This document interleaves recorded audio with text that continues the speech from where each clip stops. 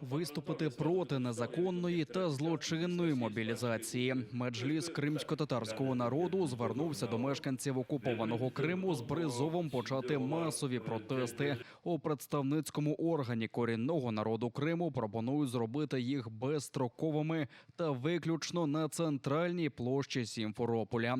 У вихідні о 12-й, у будні о 17-й годині. Ми пропонували той вибір, який надає можливість зберегти життя, гідність, не бути вбитим і не стати вбивцею. Зберегти життя, гідність, не вбивати і не бути вбитим. Тобто відмовитися від мобілізації до російської армії. Так, є кримінальна стаття. Сьогодні вона передбачає до 5 років ув'язнення. Але ми вважаємо, що цей крок, він не лише говорить про мужність, самовідданість, гідність людини. Цей крок говорить про те, що ця людина дбає про свою родину, про себе і про Крим, майбутнє Криму, оскільки ніхто не буде відсиджувати 5 років ув'язнення. Крим скоро буде звільнений. Призов окупаційною владою до лав російської армії є грубим порушенням Женевської конвенції про захист цивільного населення під час війни. Злочин окупантів посилюється ще й тим, що кримчани, які проживали на півострові до 27 лютого 2014 року, є громадянами України. Тим більше з усіх незаконно мобілізованих у Криму понад 80% – кримські татари. Це цілеспрямоване знищення дорослого чоловічого населення корінного кримсько-татарського народу. До речі, саме на це вказують експерти, власне, самої Росії, що кількість представників народів, що живуть на Північному Кавказі, або в регіонах, де населення більшістю не російське, буряти, удмурти, татари, їхня представленість також більше, ніж представленість, власне, самих, тих, кого називають зараз русські. Це говорить про те, що військове політичне керівництво Росії намагається одночасно суттєво, кардинально знесилити нерусські народи самої Росії, а в окупованому Криму як можна більше вбити кримських татар. Всім жителям Криму, які вже отримали повістки, у Меджлісі радять категорично відмовитись від служби в армії окупантів, заявляти про українське громадянство та небажання скоювати злочин проти своєї держави. Тих, хто вже опинився на війні, скласти зброю та перейти на бік Збройних сил України. У жодному разі не отримувати повістки, протестувати та спалювати військкомати. Голова Ради улемів Духовного управління мусульман Криму Сулейман Хайруллаєв на п'ятничній проповіді звернувся до кримських татар, яких у Криму примусово мобілізують до російської армії на війну проти України. За його словами, потрібно уникати вручення повісток, змінювати місце проживання, якщо є можливість виїжджати до безпечних країн. За словами шейха Сулеймана Хайруллаєва, навіть краще сісти у в'язницю, ніж виконувати злочинні накази та вбивати людей, гріх за який Всевишнім не буде прощено. Если даже он получил повестку, пусть он ее порвет прямо на глазах и будет лучше посажен в тюрьму и выберет для себя этот путь, нежели убийство. Будьте подобны Юсуфу, алейхиссалям, который сказал: «О Аллах, для меня тюрьма милее, нежели то, к чему они меня призывают». Сердца ваших матерей будет спокойней, Да, они не будут встревожены, но вы будете жить и будете здоровы, и, иншаллах, ваше освобождение будет скоро. Ведь эта тирания закончится скоро по воле Аллаха. И третье, если так случилось, что вы оказались в этих рядах, сдавайтесь в плен. Находите различные пути сдаться в плен, вы останетесь, иншаллах, живы. И ваши права сохранятся. Вы окажетесь на свободной земле. Но если вы этого не сможете сделать, то я знаю, куда вам следует стрелять. Я думаю, вы сами понимаете. Пусть их спины будут дырявыми, чтобы они знали и несли символ позора быть убитыми сзади. Подобно тому, кто убегает з поля боя.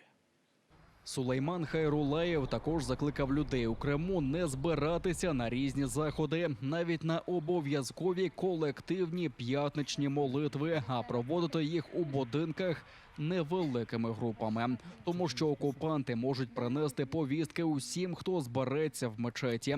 Шейх закликав людей не мовчати, а виходити на вулиці масштабними протестами. Я обращаюсь к матерям всех мусульман. Не молчите.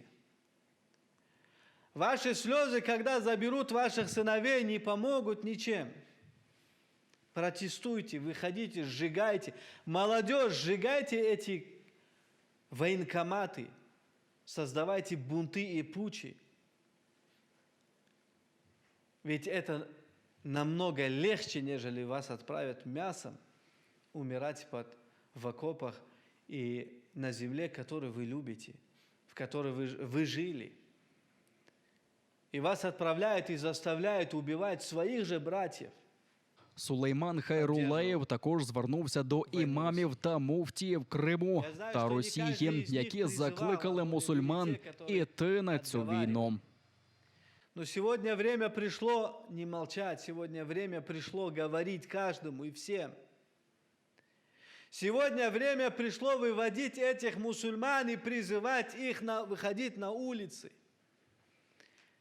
Или создавать группы и мешать этой мобилизации и сжигать эти военкоматы. Сегодня мимбары – это места истины. Это не места, когда нужно молчать, нужно тихо жить в своем мире, не получится. Каждого эта война застигла, и каждого она застигнет, если мы ее не пожелаем сами остановить. Имамы, которые призывают идти на войну, да погубит вас Аллах. Потому что вы сегодня используете эти святыни, мимбары, для того, чтобы призывать к тому, чтобы убивали ваших братьев. Как же вы будете читать джаназа тем людям, которые придут их тела? И как вы будете смотреть их матерям в глаза? Ведь вы призывали к этой войне. На чужой земле, не на своей. И ты видишь, как они призывают, придумывают различные причины, что они воюют с какой-то Америкой или с каким-то Западом, аузу биллях. Неужели настолько слепы, глухи и тупы стали они?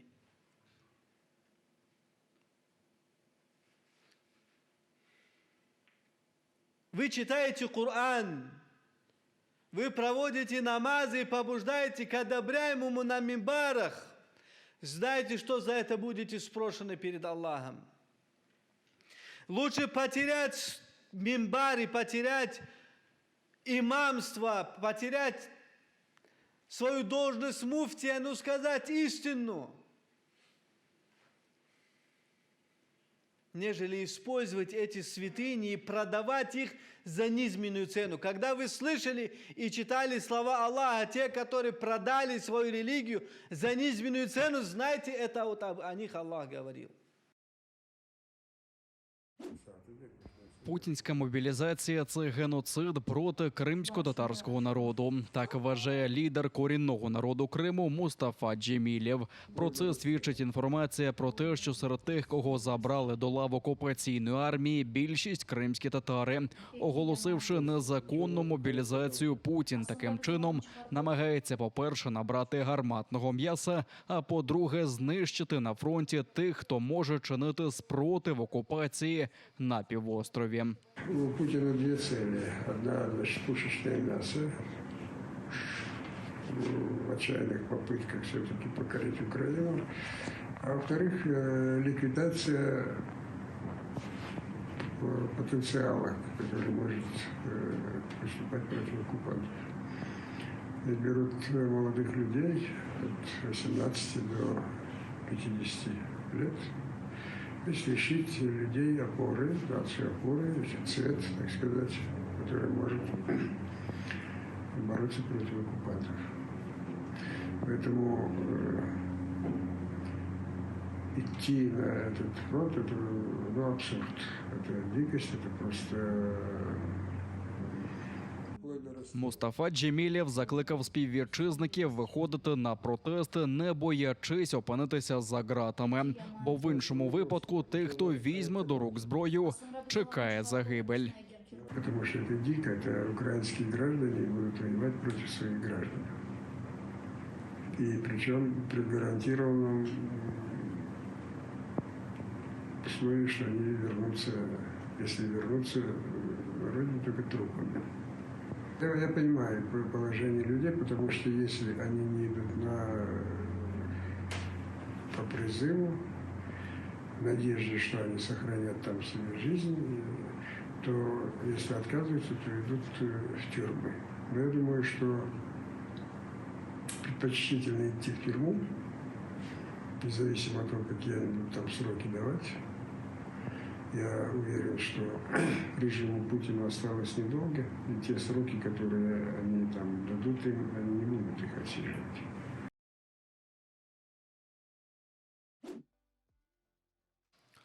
Росіяни під прикриттям мобілізації чинитимуть геноцид кримсько-татарського народу. Таке припустив аналітик правозахисної організації «Кримсос» Євген Ярошенко. За його оцінками, переважно більшість повісток від окупаційної влади Криму дістали саме кримські татари. Окупанти їх силоміць вивозять з місць компактного проживання до пунктів мобілізаційного збору, повідомили у громадській ініціативі «Кримська ідея».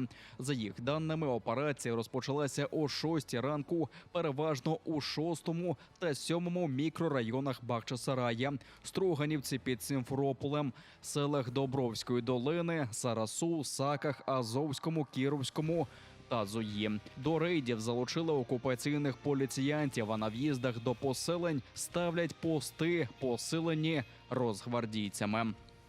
За попередніми оцінками, близько 90% повісток у Криму отримали кримські татари. Водночас кримські татари становлять 13-15% населення півострова.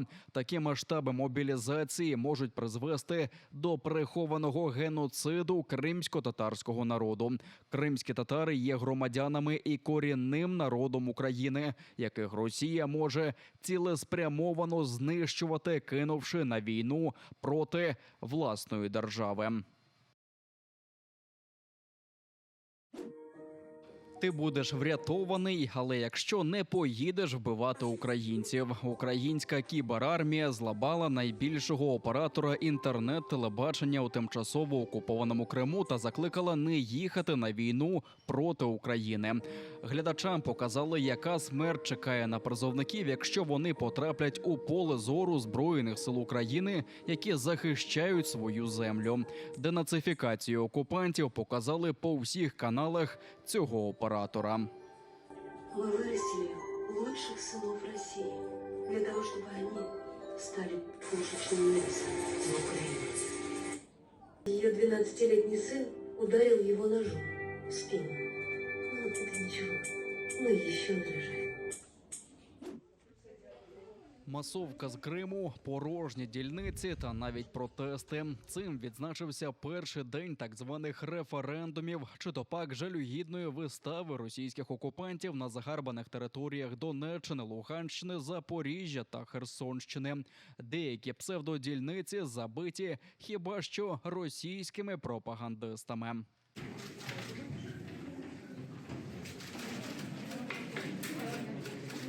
Как вы голосовали? Да. Почему? А сколько можно это терпеть? Охочих проголосувати збирали звідусіль. Місця для вкидання бюлетенів установили від Сахаліну до окупованого Криму. На новозагарбаних територіях росіяни шукали кутки та підвали, куди не доберуться українські партизани та сили спротиву. А імітувати щось схоже на голосування навіть не намагались. Жирную ставлю «да». Конечно, да. По-другому быть не может. На весь мир это скажу. Скільки б не прийшло на так звані дільниці, окупанти намалюють бажаний результат. У ледь не 100% підтримці Росії запевняють російські пропагандисти. Необхідні цифри забезпечують зброєю та погрозами. Жителі Херсонщини повідомляють про обходи по приватним обійстям озброєних окупантів зі скриньками. Явку на незаконний референдум також традиційно забезпечують силою зігнаними комунальниками.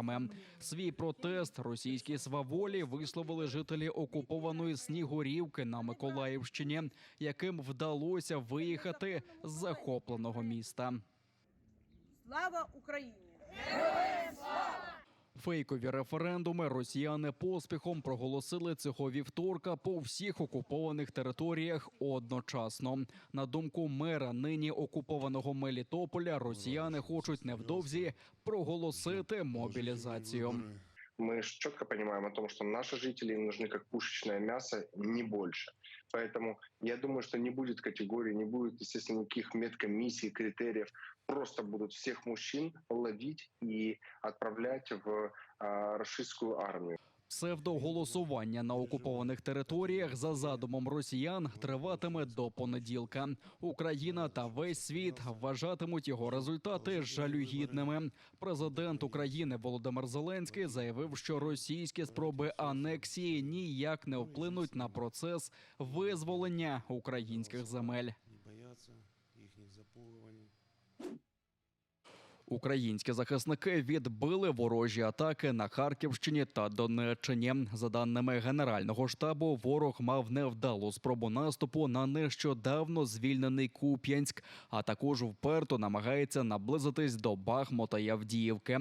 Мета окупантів – відсунути лінію фронту далі від Донецька та загарбати Донеччину в адміністративних межах. Зокрема, для цього росіяни потребують більше гарматного м'яса, оскільки через влучні удари українських ракетників втрачають навіть командирів. Генштабу відомо, що внаслідок нещодавньої атаки на базу окупантів у Сватовому на Луганщині поранено російського генерал-майора Цокова, що командує 144-ю мотострілецькою дивізією. Його евакуювали.